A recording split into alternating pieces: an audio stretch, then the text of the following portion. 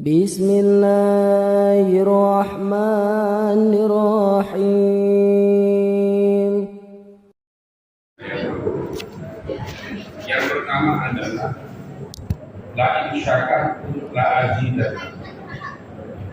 Yang kedua adalah fadhkuruni azkurkum. Yang ketiga adalah ud'uuni astajib lakum. Yang keempat, wa ma kana Allahu liyu'adzibahum wa anta fihim wa ma kana Allahu mu'adzibahum wa hum yastaghfirun.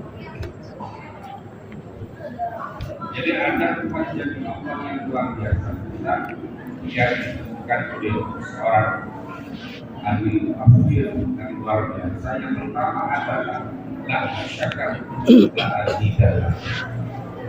Sungguh jika kamu mau bersyukur terhadap nikmat yang kamu berikan, terhadap karunia yang kamu berikan, nikmat rezeki dan sebagainya. Rezeki itu ada apa? Al-rizqu ala arba'ati maratib. Ada 4 level.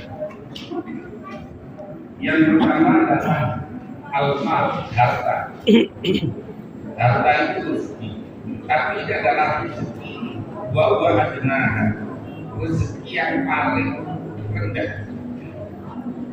Mengapa? Karena bisa diakses oleh siapapun.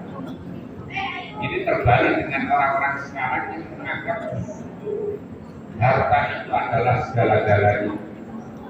Harta adalah sebagai ukuran kata-kata kemuliaan seseorang. Orang dianggap mulia kalau duitnya banyak, kalau hartanya banyak. Orang walaupun ahli ibadah kalau duitnya tidak banyak, maka tidak dianggap mulia. Ini orang-orang sekarang. Padahal harta ini adalah rezeki yang paling mudah. Yang kedua adalah al-afiyah. Al-afiyah itu adalah selamat dan sehat. Wa ya'laha, ini adalah rezeki yang paling tinggi. Itu adalah afiyah. Makanya mahal sekali. Sehat itu mahal. Selamat itu mahal. Yang ketiga adalah sholatul abna, anak-anak yang baik. Anak-anak yang baik itu juga luar biasa. Wa huwa afdaluha, ini adalah rezeki yang paling utama, adalah anak yang baik. Kenapa? Karena anak adalah merupakan generasi yang akan meneruskan sejarah kehidupan kita. Bisa begitu. Anak adalah harapan dari orang tua ketika orang tuanya sudah mati, nantinya diharapkan adalah doa dari anak-anak. Maka kalau anaknya baik, anaknya bisa ngaji, anaknya bisa baca Quran, anaknya bisa berdoa, anaknya soleh, maka ini yang menjadi harapan, dari orang. Walaupun punya anak umpamanya direktur, tapi kalau orang tuanya sudah meninggal dan tidak pernah mendoakan kepada orang tuanya, tidak ada manfaatnya. Walaupun anaknya itu adalah seorang gubernur, tapi kalau orang tuanya sudah meninggal dan tidak pernah mendoakan kepada orang tuanya, tidak ada manfaatnya. Maka sholahul abna ini menjadi penting.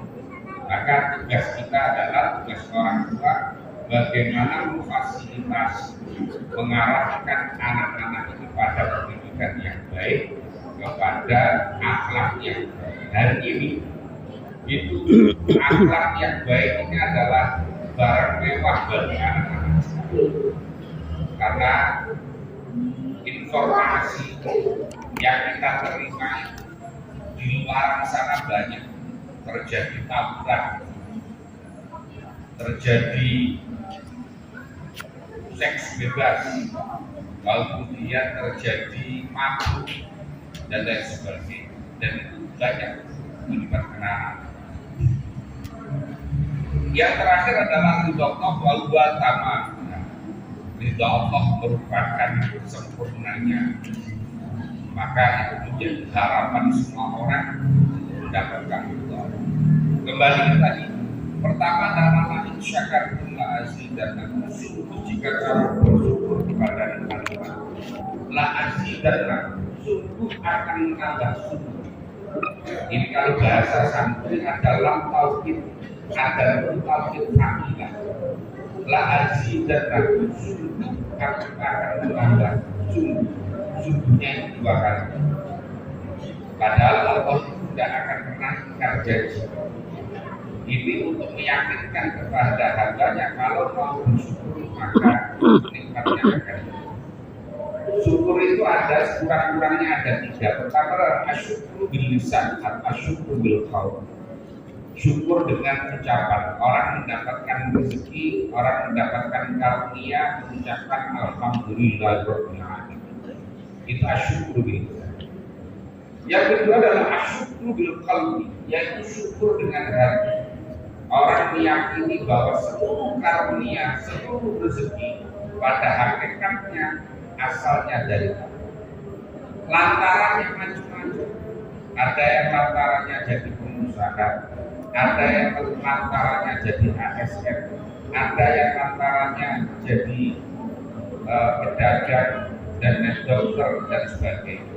Itu hanya lantaran. Tapi hakikatnya semua rezeki, semua karunia asalnya dari Allah. Yang ketiga adalah asyukur bil jawari atau asyukur bil amal as-salihah. Syukur yang diekspresikan dalam bentuk kegiatan nyata. Orang diberikan mulut sehat digunakan untuk ngomong yang baik, digunakan berpikir, digunakan membaca Al-Quran. Ini namanya bersyukur. Orang diberikan rezeki berupa harta, ditasawufkan di jalan Allah, digunakan untuk berinfak di jalan Allah. Ini adalah asyukur bil jawari. Orang diberi kesehatan mata, digunakan untuk melihat hal-hal yang baik. Ini namanya syukur bil jawari. Nah, orang kalau mau mensyukuri terhadap karunia-Nya Allah, maka Allah akan menambah. Yang kedua, termasuk janji Allah adalah fadkuruni aku. Maka ingatlah kamu kepada aku, maka aku ingat kepada aku. Kalau kita ingin selalu diingat oleh Allah, maka kita juga harus selalu ingat kepada Allah. Kalau Allah selalu ingat kepada kita, maka kita menjadi perhatian Allah. Kalau ada sesuatu akan ditolong oleh Allah. Maka kita ini harus banyak selalu berpikir kepada Allah, mengingat kepada Allah.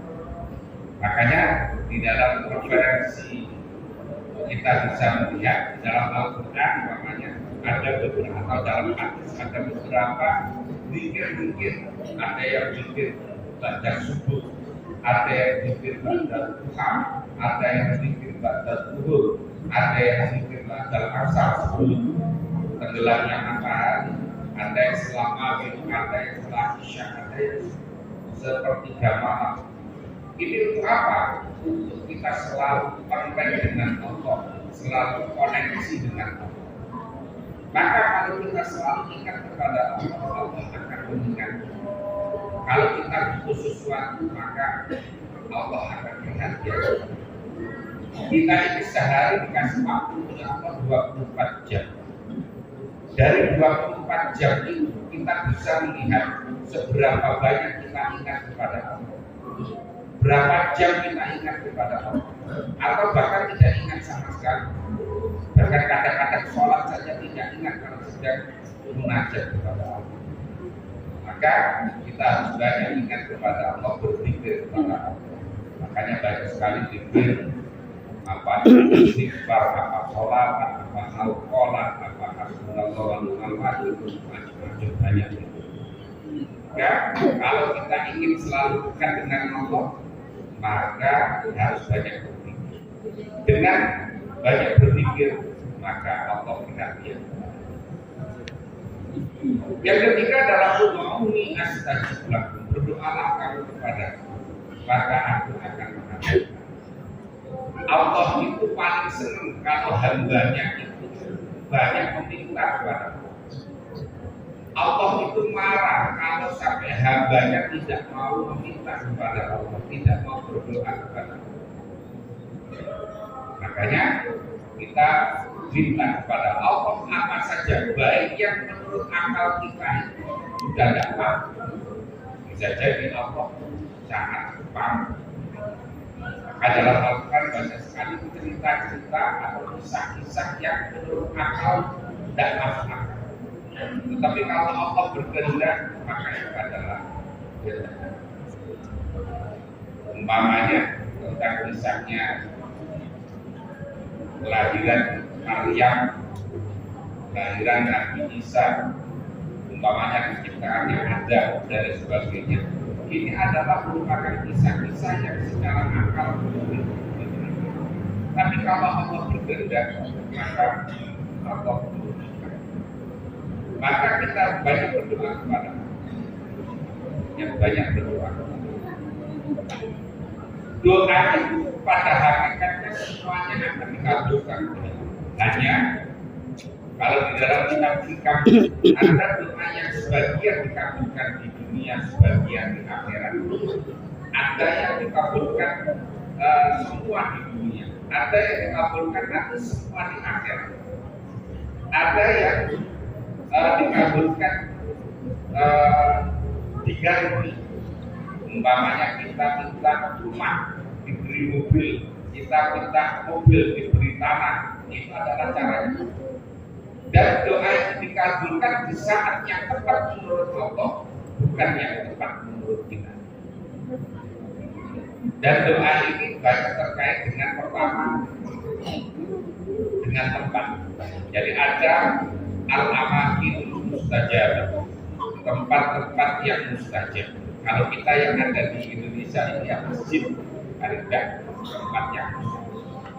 Kalau di Mekah sana adanya di Multazam, di Makam Ibrahim, di Hijr Ismail, di Sofa, di Marwah, di Zamzam, di Arafah, di Musdalifah, di Mina, di Jamal, itu adalah al-amakin mustajab. Yang kedua adalah berkaitan dengan waktu. Makanya ada waktu-waktu yang mustajab. Waktu yang mustajab diantaranya adalah ba'da sholat al-maktubah, berdoa setelah sholat wajib. Termasuk diantaranya adalah ketika duduknya khotib antara dua khutbah, maka digunakan untuk berdoa kepada Allah. Kemudian ketika mau tenggelamnya matahari atau sepertiga malam, ini adalah as-sa'atul mustajab. Ada juga doa yang berkaitan dengan orangnya. Memang orangnya itu dekat dengan Allah, orang itu selalu connect, selalu koneksi dengan Allah, makanya doanya dikabul. Maka kita sering minta doa kepada seorang ulama, seorang minta didoakan. Kenapa? Karena kita yakin orang itu selalu konten dengan Allah, selalu ingat kepada Allah, maka doanya. Maka kita harus banyak berdoa dan harus yakin bahwa doa-doa kita itu dikabulkan. Yang terakhir adalah wa ma kana Allahu yu'adzibahum wa anta fihim wa ma kana Allahu mu'adzibahum wa hum yastaghfirun. Sekali-kali Allah tidak mengadab pada kaum kalau kaum itu wa anta fihim, kaum Muhammad ada di sini. Kalau sekarang ya berarti orang itu banyak bersolawat. Orang yang banyak bersolawat maka insya Allah akan dijauhkan dari neraka. Di dalam beberapa kitab banyak penjelasan tentang fawaid atau keutamaan dan di antaranya adalah orang kalau ingin mati dalam keadaan diridhoi Allah berbanyak sholawat. Ada sebuah hadis man sarrahu ayat Allah wa an radib falyukthir min as-salati alaihi. Siapa orang ingin mati dalam keadaan Allah ridho, maka berbanyak sholat. Orang bisa usul lantaran sholat. dan selamat, insya Allah juga menjadi sababiah dibebaskannya kita dari azab neraka. Karena suatu saat malaikat Jibril datang kepada Nabi Muhammad. Malaikat Jibril berkata, "Shalla 'alaika alfan haramallahu jazatan 'alaikum." Siapa yang bersolawat kepada Rasul, maka Allah haramkan jasadnya tersentuh api. Yang berikutnya adalah wa maka Allahu mu'adzibahum wa hum yastaghfirun. Dan sekali-kali Allah tidak mengadab pada kaum kalau kaum itu banyak mohon ampun kepada istighfar. Maka sholawat dan istighfar itu adalah bagaikan dua sisi mata uang yang tidak bisa dipisahkan. Maka berbanyaklah sholawat, perbanyaklah istighfar. Insya Allah problem kehidupan yang kita hadapi akan ada solusi. Demikian, semoga ada guna dan manfaatnya. Barakallahu li wa lakum fil Qur'anil azim wa nafa'ani wa iyyakum bima fihi minal ayati wa dzikril hakim. Wa taqabbal minni wa minkum tilawata innahu jawadun karim ghafurur rahim wa qurratul rahman wa anta khairul. اللهم صل على سيدنا محمد وعلى آل سيدنا